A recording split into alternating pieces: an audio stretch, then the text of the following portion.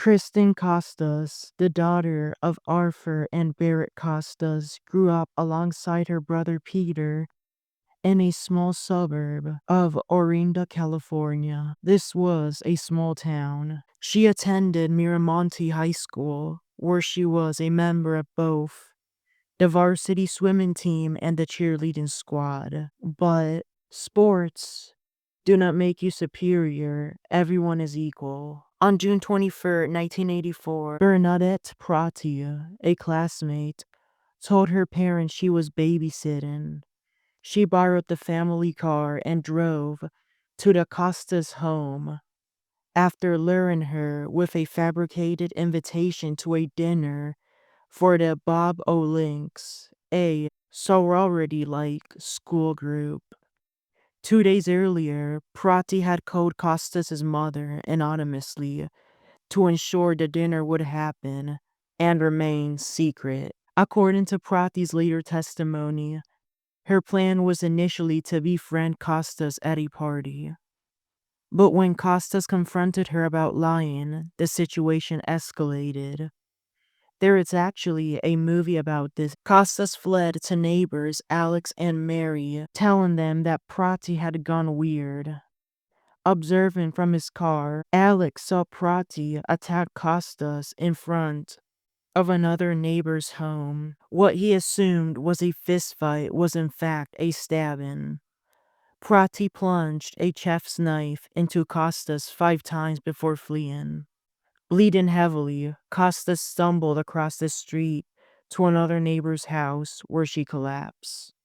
An ambulance rushed her to the hospital, but she was pronounced dead. Despite efforts from the John Moore Medical Center staff in Walnut Creek, California, to save her, the injuries were too much. She died shortly after arrival, not even lasting till morning. It would take police almost 6 months to identify the killer. Prati, the one who stabbed her, initially passed a lie detector test, and her alibi went unchecked.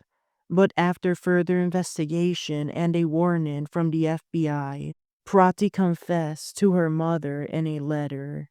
The Costas family rejected Prati's claim that the chef's knife was casually found and that she intended no harm. They believed she had planned the attack deliberately. The Costas family eventually moved to Hawaii in 1986, but had to endure multiple court proceedings before closure. Prati was arrested as she surrendered to the Orinda police station, and she was afterwards booked into the Contra Costa County Juvie Hall. Deputy District Attorney John Logan led the prosecution, and Prati was represented by public defender Ellen Leonida. At her first hearing in the Contra Costa County Juvie Court, Judge Edward Merrill presided, ordering that she remain locked up to await trial. She entered not guilty pleas to the charges. Kristen Kostas' funeral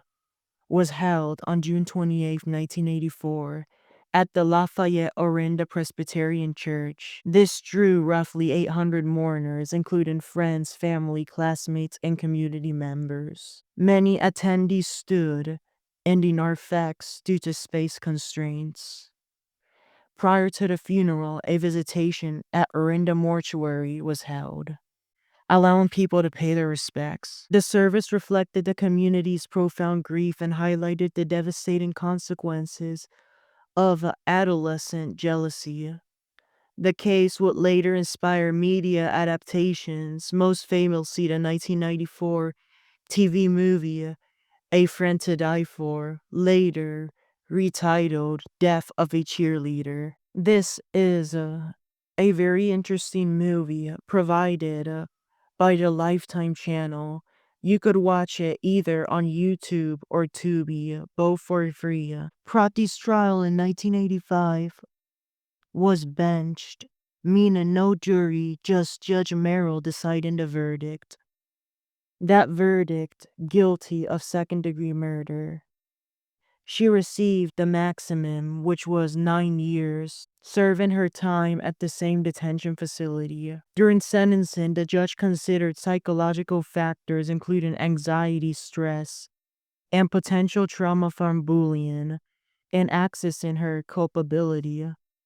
Unfortunately, other kids were mean to her, and this girl in particular, who thought she was superior than everyone, suffered a natural life consequence. The consequence of others disturb mental health. Therefore, it is a reminder to be kind to one another. You may avoid something like this from happening. Times being different, she was received, again at a depth.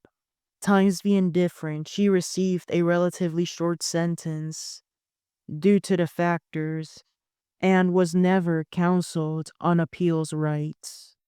She completed her sentence and was released in 1992 at the age of 23, still young. After her release, Protti legally changed her name to Janet Tamanka in Cleveland County District Court of Oklahoma, with attorney Michael Dersham mentoring her. However, this attorney was later disbarred for professional misconduct. Protti relocated to Oklahoma, pursued a career in nursing, married, and started a family, maintaining a low public profile. She left this behind her and moved forward, which I applaud her by doing so.